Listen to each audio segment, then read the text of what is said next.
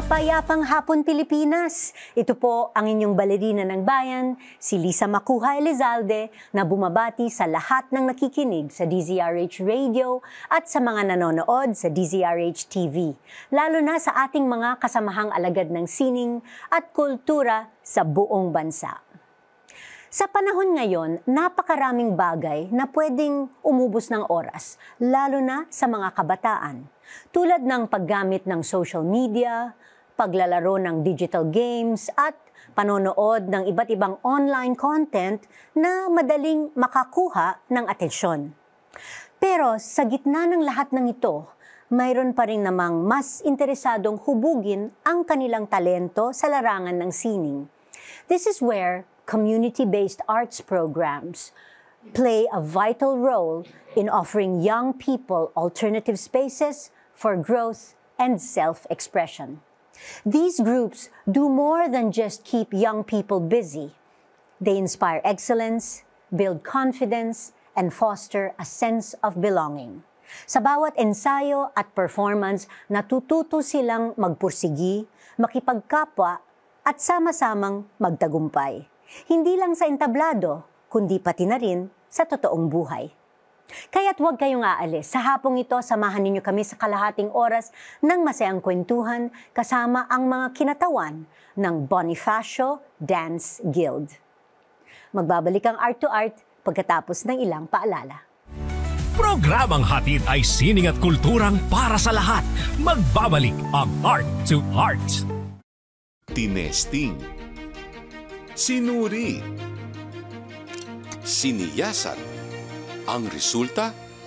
Super effective ang Shield sa pagpatay ng bakterya at virus. Shield Antibacterial Soap. Believe ang mga eksperto sa Philippine Nurses Association. At si Mami. Tiwala ako sa Shield. Shield Antibacterial Soap. Napatunayang mabisa. Ang mga nurse, tiwala. ACS. Hello, Washi! Laundry day na naman! Yay! Anong meron? Mancha ng chocolate, putik, may libag pa! Kaya natin yan! With Pride Washing Machine Detergent, may triple stain-away formula. Tanggal ang makapit, madikit, at malupit na dumit mancha. Kaya easy-easy ang labada. Mula noon hanggang ngayon! All you need is pride! All you need is pride! ACS. Usapang sining at kultura para sa lahat. Art to Art. Nandito pa rin tayo sa Art to Art at kasama natin sa hapong ito ang mga kinatawan ng Bonifacio Dance Guild. Founder and head coach Riamond Whiteside, with dancer members Sabri Tarasain and Angelica Colong. Magandang hapon sa inyong lahat and welcome to Art to Art. Magandang hapon din po. At so, unang sa lahat, gusto kong batiin kayo ng happy 2nd anniversary sa Bonifacio Dance Guild. Wow! Sa darating na September 5 ay 2nd anniversary ninyo. So, maya-maya pag-uusapan natin what you have in store for your anniversary. Pero for now, ipakilala muna natin ang inyong grupo sa ating viewers and listeners. Kasi I think first time ninyo dito sa aming programa. So, I am Coach Rhea. So, I founded Bonifacio Dance Guild po. So, nagsimula po kami sa isang programa po sa paaralan. So, may Brigada Eskwela po. And yung pinaka-captain ko po before, so nasa bakasyon kasi siya ngayon, si Clifford. So, we decided to present a dance program. So, ang target po namin is mga kabataan. Siyempre, nasabi niyo po kanina na addicted na sila sa social media to avoid vices. And the rest po is history na. I see. Opo. Okay. So, tell us more about your own journey muna as a dancer. So, I started dancing when I was 16 po. So, nag-start po ako actually as cheerleader. Ayan po. So, pep squad po ako sa PUP Taguig Ven. And then, nung nag-work na po ako, I am dancing on the side. Ayan. And then, 2 years ago, na-discover ko po ang contemporary dance. And we competed for nationals. So, we're 2-time champion for contemporary category. Ayan. So, from dancer po ngayon, nagko-coach na po ako ng mga bata. Wow, congratulations. Well done. Okay. So, Sabri and Angelica, could you also share naman your own personal dance journeys? Paano kayo unang na-inlove sa sayaw at paano kayo napasali sa Bonifacio Dance Guild? Okay po. Nung bata pa po ako noon, then I found out na hilig ko po pala talagang sumayaw. Then, at the first time ko po sumali sa Bonifacio Dance Guild, parang nagdududa pa po ako nun sa sarili ko and marami po akong katanungan nun. I think, yung tinatanong ko po is, kaya ko po ba? Magagawa ko ba to? Yan po yung katanungan sa sarili ko. Then, nung nakilala ko po our coach which is Ma'am Ria, then siya po parang in-encourage niya po ako na sumama po talaga. Then, and ako naman po, sige po. Tapos, nung sumali na po ako niyan, in our journey po, I experienced a lot. Marami pong masasayang alaala. Dito po sa BDG, marami pa akong na-experience na masasayang mga memorable days, mga pagsasama-sama. And also, dito ka rin po na-build ang unang-una sa lahat is ang aking confidence. Second of all is kung paano makisama sa mga kasama mo. And also, natutunan ko rin po dito kung marami ka pong katanungan is dapat mo pong subukin. Paano mo po malalaman kung hindi mo susubukan? So, napahilig ka sa sayaw nung bata ka pa. Yes. Tapos, 2 years ago, nung itinatagang Bonifacio Dance Guild ay sumali ka na kaagad. So, 2 years ka nang nagsasayaw sa Bonifacio Dance Guild. Actually, nung nalaman ko po dito na magto-2 years na yung Bonifacio Dance Guild is I call myself as newbie lang po sa kanila. Kasi bagong transfer lang din po ako dito. So, nag-join lang po ako kaagad since nga, yun nga po yung hilig ko is sa pagsasayaw. Then yun, nung nalaman ko na may dance guild din po pala dito, sumali na po ako nun. So, yun. I see. So, Angelica, ikaw naman. Hello po. I started po dancing since elementary po. Sa Mindanao po. Actually, doon po ako lumaki. Elementary pa po, ako po yung nagdi-lead sa flag ceremony ng mga Zumba, ganon. Tapos, when sa high school po is napunta ako sa Cotabato, sumasali po ako sa mga festival dance. Then, minsan po nagtuturo po ako or nagiging coach po ako ng school po. Nagtuturo pa ako ng mga sayaw kasi, yes po. Then, since grade 11 po, nag-transfer po ako sa Manila po para sa great opportunity po para makapag-aral po ako ng maayos. Then, naging teacher ko po si Ma'am Rhea. Then, inausap niya po ako na can I join a group po na dancing. Then, dun ko po na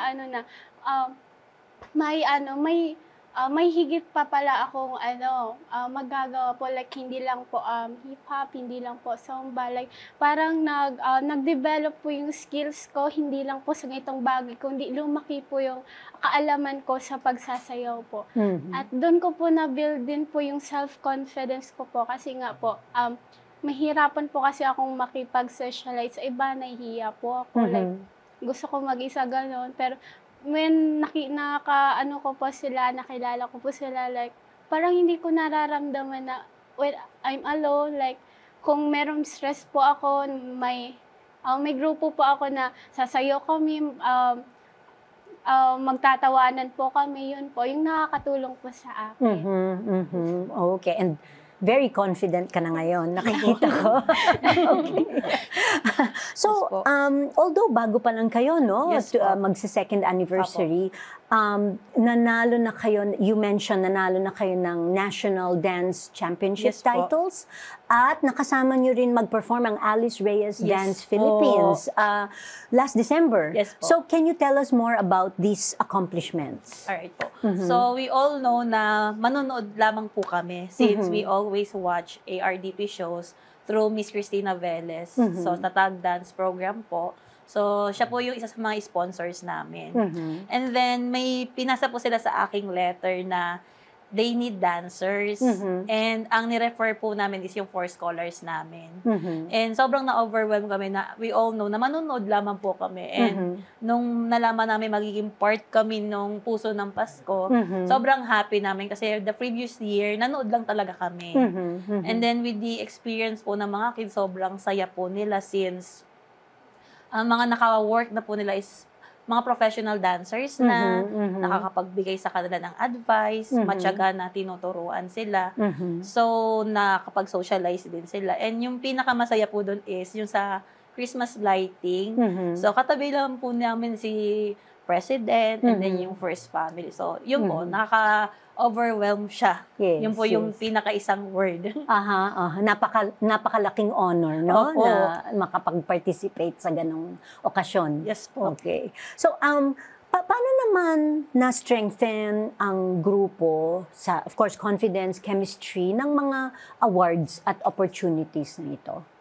So, inspiration po namin yun, number 1 is yung mga families po nila. So, kapag tinatanong ko sa sila, ano bang dream nyo sa buhay? So, maganda yung nagsasayaw kayo kasi instead na mapunta kayo sa maling gawain, nakaka-focus kayo into positive, yung kailangan nyo gawin sa pag-aaral. And also, through dance, makakakuha kayo ng scholarship. Ayan po. And ang sinasabi ko po sa kanila is put nyo yung accomplishment natin sa puso natin. So, wag lalaki agad ang ulo. Ayan. So, matuto kayo sa every competition, every dance. Ano ang natutunan, sino yung mga nag-inspire sa inyo. So, even 2 years pa lamang po kami, masasabi ko po na napaka-blessed po talaga ng grupo namin since yung mga nakikilala namin is aligned po sa ginagawa namin. So, yun po.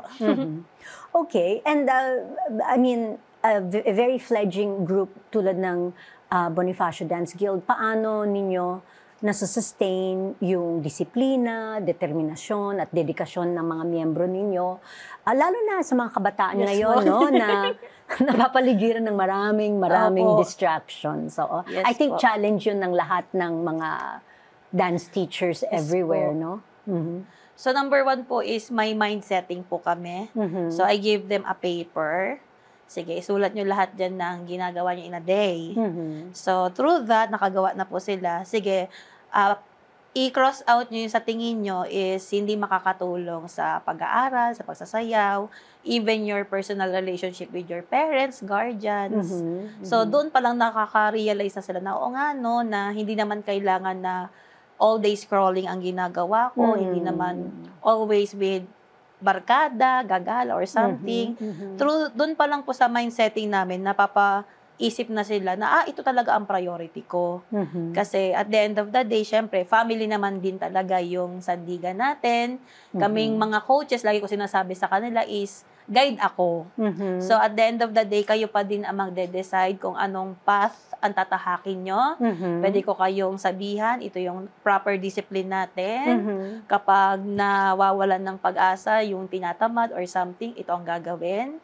Pero syempre, sila pa rin po ang magde-decide. Kaya doon pa lang po nagkakaroon kami ng band, oo nga, no? Na nagsasayaw tayo, simple man siya na gawain, pero maraming values na matututunan out of it. So, ayan po. Sang-ayon ba kayo? Sabi yan, Angelica? Yes. Oo. Yes. Ganun na nangyari. So, nag-fill up din kayo ng form? Yes. Okay. Alright. That's very good for self-reflection as well.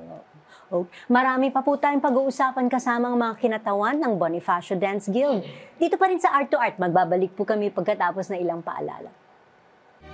Programang hatid ay sining at kulturang para sa lahat. Magbabalik ang Art to Art. Schedule ng mga inaabangang konsyerto. Update sa mga magagandang panoorin sa mga tanghalan at teatro. Narito na ang Art to Art Calendar. Narito ang ating arts calendar. Sa sining biswal, inihahandog ng Asian Cultural Council Philippines at ng National Museum ang exhibit ni Demi Padua na pinamagatang Layers and Shadows bilang bahagi ng pagdiriwang ng kanilang 25th anniversary at ang pagtaguyod nito sa cultural exchange at development. Makikita ang exhibit hanggang August 26 sa Sergio Osmeña Hall, National Museum of Fine Arts. kasalukuyang tumatanggap ng mga lahok sa 58th Shell National Students Art Competition na may temang Alab. Sa puso ng paglikha, sumisibol ang obra. Inaanyayahan ng mga mag-aaral sa kolehiyo na magsumite ng kanilang mga lahok hanggang October 6. Para sa kumpletong detalye, bumisita sa Facebook page ng Shell Philippines. Sa pelikula at teatro, inihahandog ng Cultural Center of the Philippines National Theater Live ang film stage production ng Shakespeare play na Hamlet, kung saan gumaganap sa pangunahing papel si Benedict Cumberbatch. Mapapanood ito sa August 26, 6 p.m. sa Ayala Mall Central Black, Cebu at Ayala Malls Vertis North. May discount ang ticket para sa mga estudyante na may valid ID. Tinesting, sinuri, siniyasan. Ang resulta? Super effective ang Shield sa pagpatay ng bakterya at virus. Shield Antibacterial Soap. Believe ang mga eksperto sa Philippine Nurses Association. At si Mami. Tiwala ako sa Shield. Shield Antibacterial Soap. Napatunayang mabisa. Ang mga nurse, tiwala. ACS. Hello, Washi! Laundry day na naman! Yay! Anong meron? Mancha ng chocolate, putik, may libag pa! Kaya natin yan! With Pride Washing Machine Detergent, may triple stain-away formula. Tanggal ang makapit, madikit, at malupit na dumit mancha. Kaya easy-easy ang labada. Mula noon hanggang ngayon! All you need is pride. All you need is pride. ACS. Usapang sining at kultura para sa lahat. Art to Art. Andito pa rin tayo sa Art to Art at kasama pa rin natin ang mga kinatawan ng Bonifacio Dance Guild, founder and head coach Riamond Whiteside with dancer members Sabri Tarasain and Angelica Colong. So, how many members do you have at the moment? How are they selected? Nag-audition ba? Do most of them have previous dance training? Maraming tanong na yun, ano? Okay. Dapat ba taga Fort Bonifacio area sila? Okay. Ano yung mga rules and regulations? So actually po, kaya Bonifacio Dance Guild, since nag-work po ako sa Barangay Fort Bonifacio as teacher, so kahit karatig barangays, pwede naman sila mag-join sa amin. And siguro kakaiba ako sa mga ibang coach since you need to audition, you need to show your piece agad, kailangan magaling ka, mahusay ka. Ang sa akin po, mas gusto ko yung ako yung magte-train sa bata. Even zero experience ka, matagal ka nang hindi sumasayaw or may experience ka na talaga, you are welcome. Kasi, kumbaga bonding sa akin, yung pagsasayaw, hindi ko tinitingnan yung capability agad. Mas more on tumutulong po kami na pag-usahin yung bata as long as meron siyang dedication na matuto. So as of now, we have 25 members po. We have successful alumni na po. Nakapasa po ng mga state university. And soon, nagte-train na din po sila sa mga respective colleges team nila. So yun po. So, gaano naman kayo kadalas makipagkita? Everyday ba? So sa ngayon po, everyday talaga kami nagkikita kasi luckily napili po ulit kami to represent for Indakan sa Daan. So yearly festival po siya sa Taguig. So grupo po namin yung kinukuha doon to represent. Kaya araw-araw po kami nagkikita sa ngayon. I see. So araw-araw kayong nagpa-practice? Yes po. Mga 3 to 4 hours ganun. Okay. And yung training days ninyo, how does it go? May warm-up, may class, tapos rehearsals, ensayo, o paano yung parang schedule ninyo? Okay. So pag meron po kaming competition, so for the first 30 minutes, warm-up po kami, stretches, ayan, including yoga, ayan, para warm talaga bago mag-start. And then since folk dance po yung competition, diretso po kami agad sa choreo. Pero pag wala po kaming competition, we do ballet. So before, we are blessed to be trained by Mr. Cyril Faliar. So siya po yung nagturo ng fundamental sa amin. And yung iba na rin po na respected dancers. So yung sponsor po kasi namin is very generous. So, nag-aalat siya ng in 1 month, may 4 hours training kami sa teacher, ganyan. So, yun po yung preparation namin pag wala naman po kaming competition. Fundamentals po ang training namin. Okay. And so, paano naman nababalanse ng mga estudyante ang oras nila between dancing and full-time studying as well? So, ang ginagawa ko po is after po talaga ng class. So, ayoko pong abala yung pag-aaral nila. So, kami po is 1:30 ang uwian namin. Ang rehearsals po namin is 3 p.m. to 6 p.m. I see. Okay. And paano naman nasusustain yung funding ng grupo ninyo? So, yun po, luckily may mga sponsors po tayo. Ayan yung Tatag Dance Movement. And then, meron din po akong mga friends. So, napaka-powerful po pala ng social media. Kasi nagpo-post po ako and then magchat-chat sila sa akin na they want to help.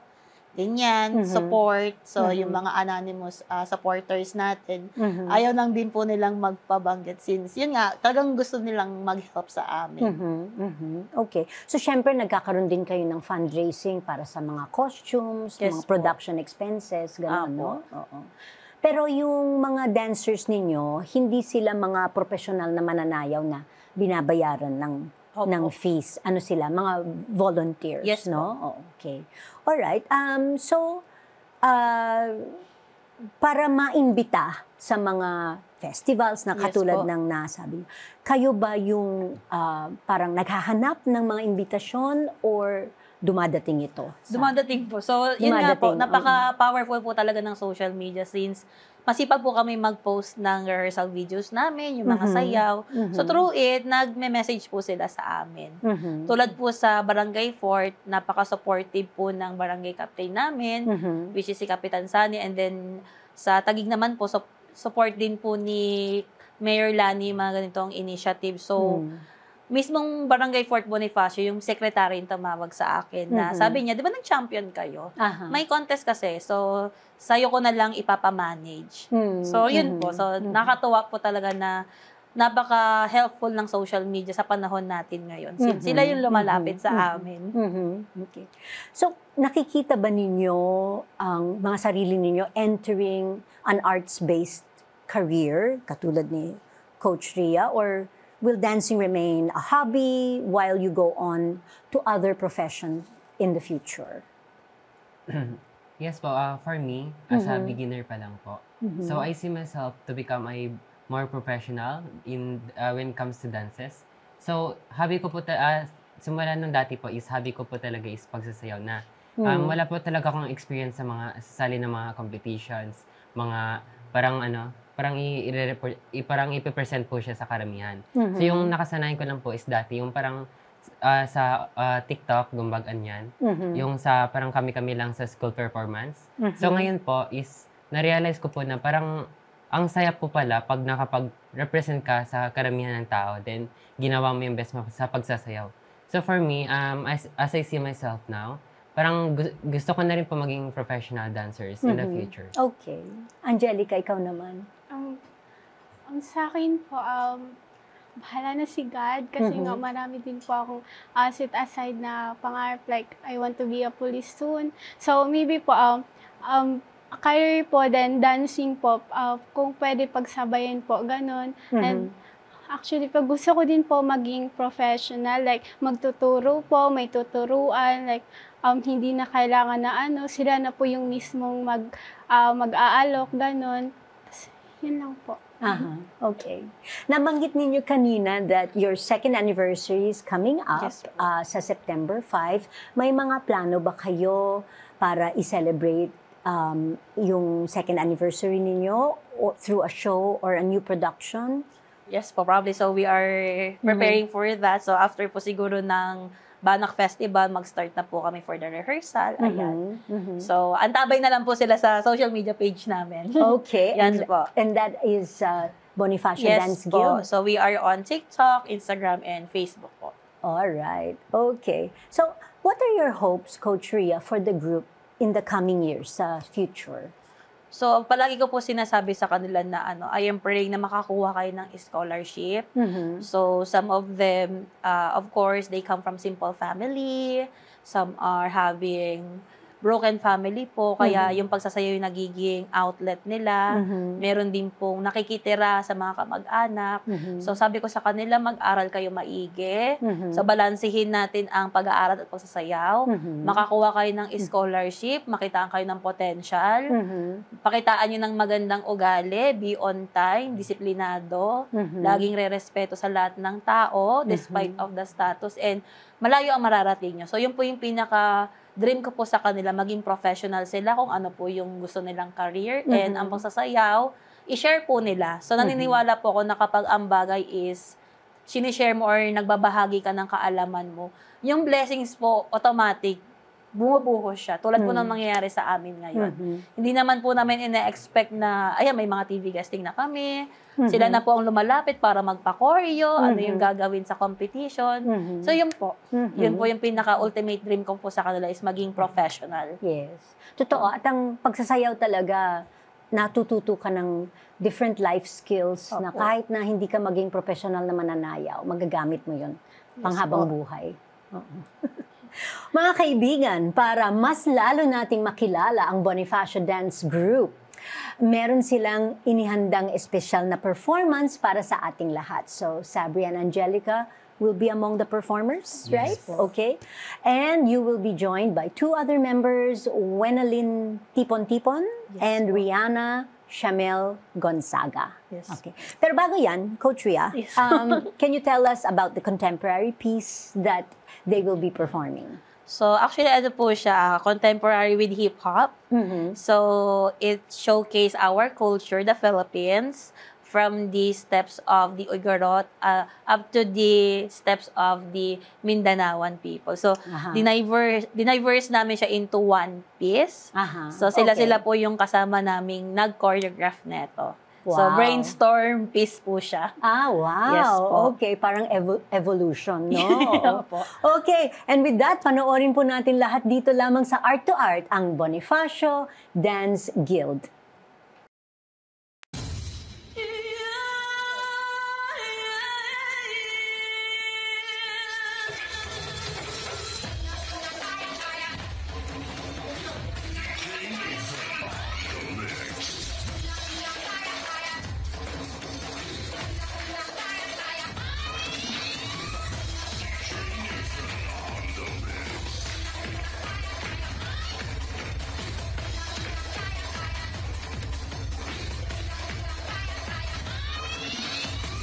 Tayo'y mga Pinoy, tayo'y hindi kano. Manong aditi dagi agaradon, agriing kayo!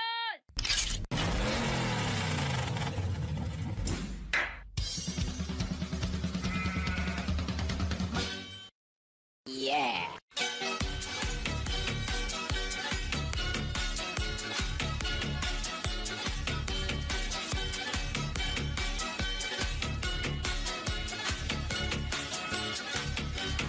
Apo, ang nanay ko, dyan likod ko.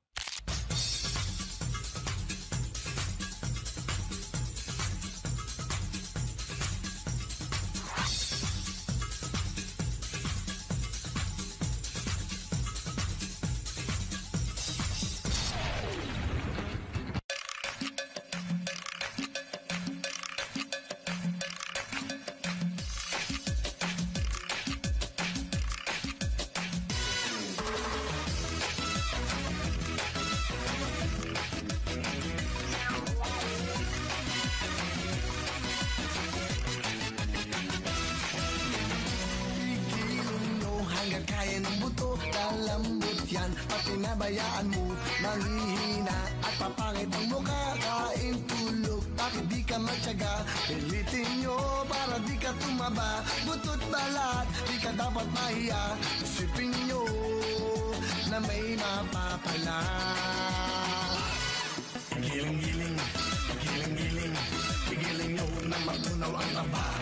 Igiling-giling, igiling-giling, hayaan yung matang nila ay lumuwa. Giling-giling, giling-giling, para hindi ka laging nakatulala.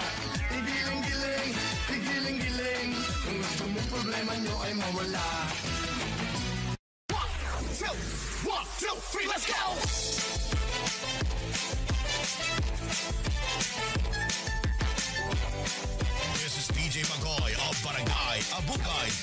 Sorsogon. Pinagmamasdan, bawat dalaw sa saliw ng awit tinitingnan. Ang bewang mong bumigiling aking sinusundan. Kahit saan man makarating ay aking sasabayan. Ka lumapit sa akin at hawakan mo. Aking kamay huwag mahiyan, sige subukan mo. Hindi na lalaki na siyang pinapangarap ko. Yakap at makasayang sa papahan ko. Baile, baile, baile, baile. Baile, baile, baile. Walang katapusan, walang finale. Huwag ka magjajahe. Huwag nabing sa harapang lalaki. Huwag ka na mag-iinapis. Dahil ng iyong gandang lalaki. Galing! Maraming salamat sa Bonifacio Dance Guild sa pagdalaw ninyo sa amin sa hapong ito at muli ang aming taus-pusong pagbati para sa inyong 2nd anniversary on September 5. We wish you more success in the coming years. Hanggang sa susunod na linggo, samahan ninyo kami ulit dito sa Art to Art kung saan ang usapang sining at kultura ay para sa lahat. Ito po ang inyong balerina ng bayan, Lisa Macuja Elizalde, nagpupugay sa Artistang Pilipino.